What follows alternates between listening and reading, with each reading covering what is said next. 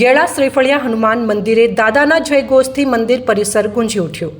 બનાસકાંઠા જિલ્લાના લાખણી તાલુકાના જગવિખ્યાત ગેળાના શ્રીફળિયા હનુમાન મંદિરે આજે ચૈત્ર સુદ પૂનમ હનુમાન જન્મોત્સવ અને શનિવારનો દુર્લભ યોગ સધાતા દૂર દૂરથી ભાવિકો દાદાના દર્શને ઉમટી પડ્યા હતા અને દાદાના દર્શન કરી ધન્યતા અનુભવી હતી।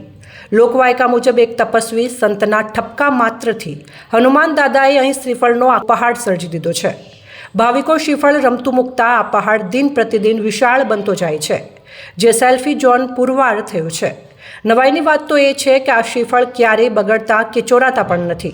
તેથી આ પૌરાણિક આસ્થા સ્થાનક શ્રીફળિયા હનુમાન દાદાનું મંદિર અલૌકિક શ્રીફળના પહાડને લઈ જગવિખ્યાત બન્યું છે, જ્યાં ભાવિક બહેનો ભાઈઓ દૂર દૂરથી દાદાના દર્શનાર્થે આવે છે।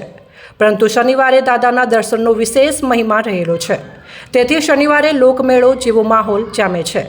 આજે શનિવાર હનુમાન જન્મોત્સવ અને ચૈત્ર સુદ પૂનમનો અલૌકિક યોગ સધાતા ભાવિકો દાદાની માનતા પૂરી કરવા અને દર્શનાર્થે મોટી સંખ્યામાં દૂર દૂરથી ઉમટી પડ્યા હતા।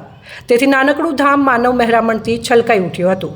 મંદિર ટ્રસ્ટ અને ગ્રામ્યજનો દ્વારા પણ યાત્રાળુઓ માટે પ્રસાદીમાં બુંદી સહિત ઠંડી છાશ અને પાણીની વિશેષ વ્યવસ્થા કરવામાં આવી હતી।